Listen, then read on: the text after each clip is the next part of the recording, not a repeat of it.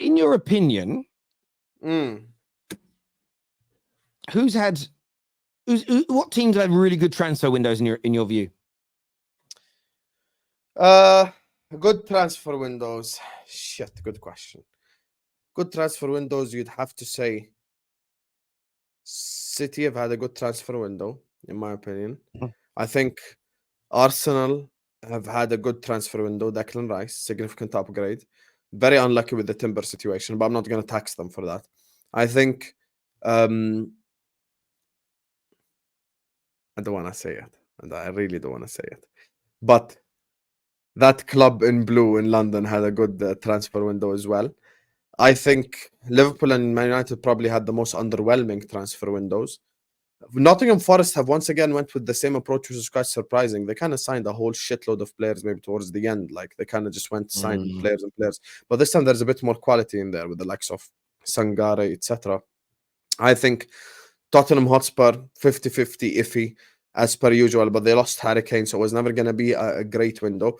For me, if I were to say who's probably had the best transfer window in the whole league, I would probably say Arsenal Football Club probably had the best transfer window.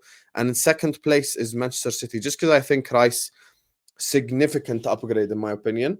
I think Timber, they're extremely unlucky with that. Signing David Raya, who was looked at as one of the best goalkeepers in the whole league, is massive as well. So we've got to put, for me, I think the two clubs who will probably be at the top this season are the two clubs that have had the best windows, in my opinion. Yeah, I think Arsenal's is good. I think the hype's died off because they did it so early in the window, and that's what can happen when you do your business early.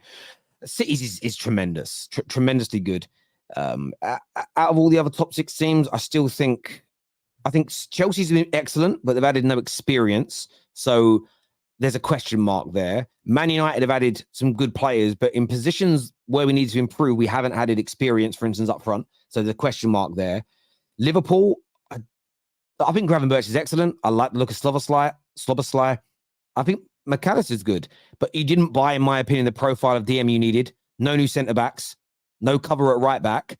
That's going to be a problem for you. And the fact that I kind of get the whole, well, we've shown the how hand with the Caicedo bid, but if we don't find someone of equal value, why would we spend the money? It makes sense. But surely with the money that's available, there are good quality defenders out there that can come in and bolster your squad. So you've left holes there that should have been filled, in my opinion. Outside the top six, I think West Ham had a really good window, considering they lost Rice. Like Ward-Prowse has started really well. Alvarez is a good player. And who's the other midfielder they bought that they announced? Sorry, they've got Mohamed Kudus who's come in as well. I think West Ham's window. Yeah, Kudus' window. I'm just looking at it again now. West Ham's window. I just looked at it and thought to myself, you know what? Like that is pretty damn good as well, considering the player, it's a good start to the season. Look, they're not going to win the bloody league. They're not going to get into the Champions League. Aston Villa had a good window as well. Yeah, Villa's window's good. Is good.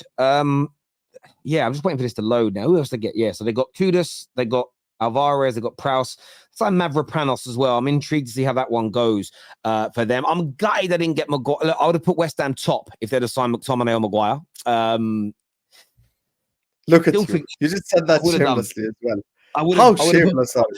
Just for helping us. Like it literally be like it's not the best, but thank you. You didn't put them number one just because they helped Man United. Can you imagine, guys? No, I would have done 110%. I would have done, mate. But it's look, it's certainly there's a lot of teams that have done well. Villa, as you say, it's going to be intriguing to see what they're doing in the direction that they're going in. Oh wow, So it looks like there's a £200 million bid will come in for Mohamed Salah. So again, I agree with you. I think if it's like 120 guaranteed, the rest of it in unrealistic add-ons, there's no chance it gets accepted. If they offer 200 million flat cash, I do think your owners might consider it, because the thing is, as much as I agree with everything you've said about winning and needing players, but your owners are like mine. They're in this for money. And 200 million of income through selling a player is more valuable than winning the quadruple this year. It's more prize money than winning. So from owners that are interested in raising revenues, raising incomes, for them, selling Mo Salah is like winning a trophy, because it generates the income and the money that's needed off the back of it. No, it's even worse. If they win a trophy, sometimes they've got to play players' bonuses, so it's even worse for them. So it's not just better; it's significantly better to Bro, sell a player. do you know what? I looked at something the other day, the Swiss Ramble put out, and it because they don't do net spend either because they understand football finance, and they look at total investment, which is transfer fees, salaries, bonuses, image rights, agent fees, essentially that clubs make into their players. Since the 1st of June, Chelsea have invested 1.6 billion.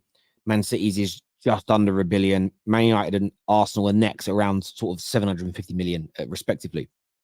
Liverpool's is around 600 million since then, but maybe a little bit less than that.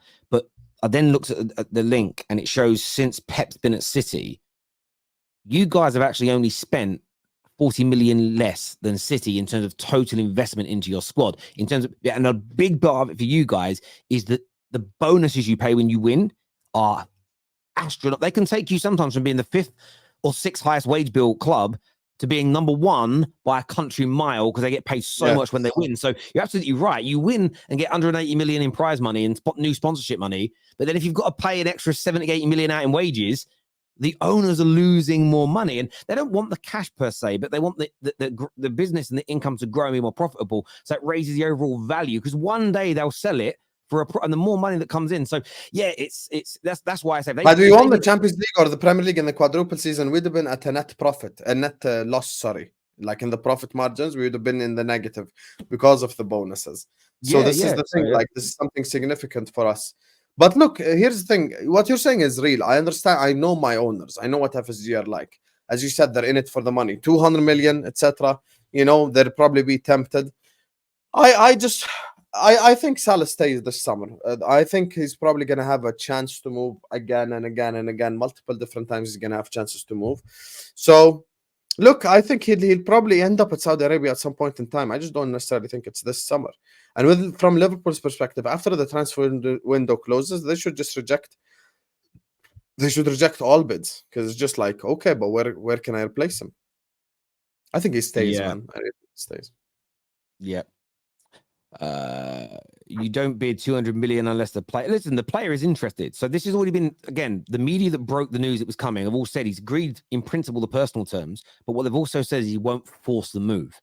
So again, Mohamed Salah definitely wants to earn £350,000 a day tax-free and earn 2.5% of the revenue generated by every Egyptian person that subscribes to the TV station that shows the games.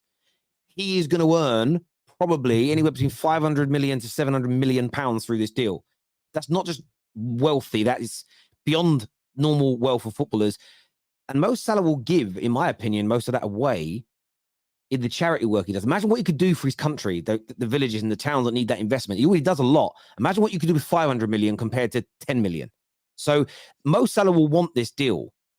But what they are stating, when you read the full article, is that he is not pushing for the bit. Now, if Salah was pushing to leave, and if that changes, so say in the next 2 days, they turn around, and this could help. This is what Saudi might, if they go, look, all right, we'll pay 500 grand a day. Suddenly then, most Salah might go, do you know what?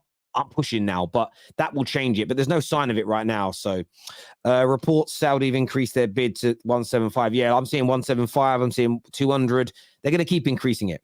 Hassam, he left the training today because he's going to Saudi Arabia. If I'm the Liverpool owner, I take 200 million. He's left training now. He didn't leave training today. Like, what the? Where did you guys get this from? Like, he left training today. He didn't leave training. This is just, listen, don't believe everything the ITK spread, for the love of God. Because where's Turam? Thank you very Roma much. here are praying they put a sell-on clause. Yeah, can you imagine if you're a Roma and you didn't put a sell-on clause of 10% in there? Unbelievable. There we go. Yeah, someone made me laugh here. This guy in the bill. If you're watching the bill, I know you watch like a United fan. Someone said to me earlier, Man United's window's bad, and they said because if Martial, Rashford, and Højlund all get injured, we've got no one that's going to score goals. And I quote tweeted it and just said, "What if Haaland, Grealish, and Alvarez get injured? What if Salah, Nunez, and Jota get injured? What if Saka, Martinelli, and Jesus all get injured? What if Son, Kulu, and Richarlison all get injured?" I get his point that if all those players are out, we'll struggle to score. But that doesn't mean we should go out now and buy 3 more attackers in case those guys get injured for the whole season.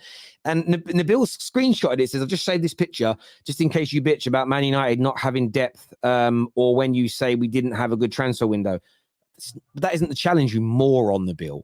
What I'm saying is that any team that loses their 3 main attackers is in trouble.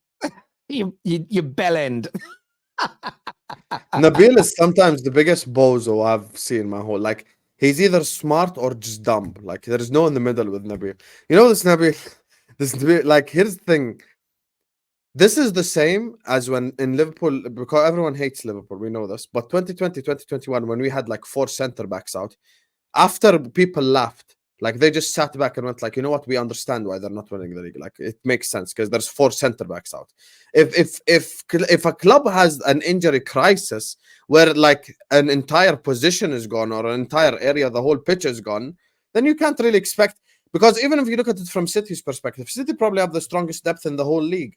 If the scenario that Terry just said happens, then what happens? They're probably going to play Grealish false 9, maybe Foden on the left, Doku on the right. That ain't Haaland. That ain't Alvarez. Yeah, that listen, ain't like... every single... It's like I saw someone the other day say that Arsenal's transfer window is now bad because Timber got injured. And I'm like, I don't think it works that way, because Timber's got injured during the window still, so it looks bad. But City, we've all said City's window's been really good. But what if on Saturday or Sunday when they play, 2 of their new signings do their cruciate ligaments? Is it suddenly a bad transfer window? No, it's bad luck with the injury. That doesn't mean the window wasn't good, but people, they stretch so much. That's why I didn't tax Arsenal for the Timber injury. I can't. How are they supposed to prepare for that? They can't prepare for that. But look what Man United have done with Reguilon. A lot of people are going, why have you guys got Reguilon? Again, people don't I was watching Joe Rogan's podcast the other day, and they were talking about some controversies, and Joe Rogan said it about 3 or 4 times when it comes to misconceptions the public have. And Joe Rogan said that's because they're headline readers. And that is what I think a lot of football fans have become. They're headline readers. And I'll give you an example.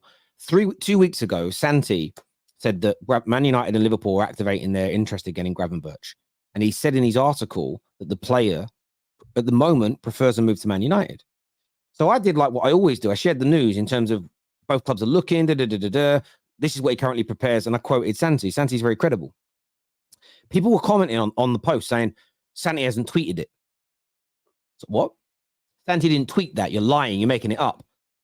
Which is proof people don't read the articles. The amount of times this summer I've quoted things that Ornstein has said in the article. I've just gone onto his Twitter page there. He's not tweeted that. You're lying. People don't read the articles. So back to this Reguilon situation. It's a year-long loan with a termination clause in January. The only reason Man United have done, this is not a signing I'm going to overly judge the manager on, because he's only made it because both of our left backs have just suffered long-term injuries for between 3 to 4 months. Termination clause in January. I've never heard of that before. Yeah. So the reason why is because if both players, both Malacia and Shaw, are both back fit, unless Reguilon is killing it, we're not going to keep him. It's literally a short-term option to cover a hole. Now the mad bit is, it's been, the media have kind of drummed it up with the headlines into this, oh, they're buying a new left back, it's a replacement, or oh, it's not very good. It's like, listen, if we lost both players this weekend during the Arsenal game, they both hurt themselves in the same game, and we had no other options, and someone said, oh, you can take a player like that on loan, you'd say yes. Sometimes it's about the timing and then reading and understanding why the deal was happening. The reason that we ended up not going for Cucurella, it's more Chelsea messed up. Chelsea played him in the Carabao Cup. And what that meant is that we're sending him back in January, no matter what. And because he played for Chelsea and then played for us, they wouldn't be able to loan him out again in January. But Man United didn't want to do a year-long loan. It's literally such a short-term option. But I see United fans kicking off about it. I'm like, but who else are you signing for 6 months? You're not going to sign a world-class left-back for 6 months. So you have to just sometimes judge these things by reading what's actually going on. And I understand there's a lot of PR and a lot of nonsense, but that's what we were saying earlier. I didn't know about the termination clause thing. Fair enough. I've never had. Yeah, I mean, it's one of these things. And look, it's like the Maatsen stuff at Chelsea. The PR is the club love him. The club want him. The club see him as a long-term future left back. But you know that's nonsense because they've accepted a £31 million bid for him. So you know that when they say those things, they're not being completely honest with you. The truth is, you read between those lines. This is a very different scenario with Reguilon because they're breaking down why they're doing it because there's a long-term injury. It can be cancelled in January as long as those players are back. Look, if he does really well, we might decide, actually, he's working out well for us. We might decide to keep him. This isn't a deal, a player that the manager all summer has gone, oh, I really want Reguilon to improve our team. It's almost got these 2 bad injuries, and let's do this.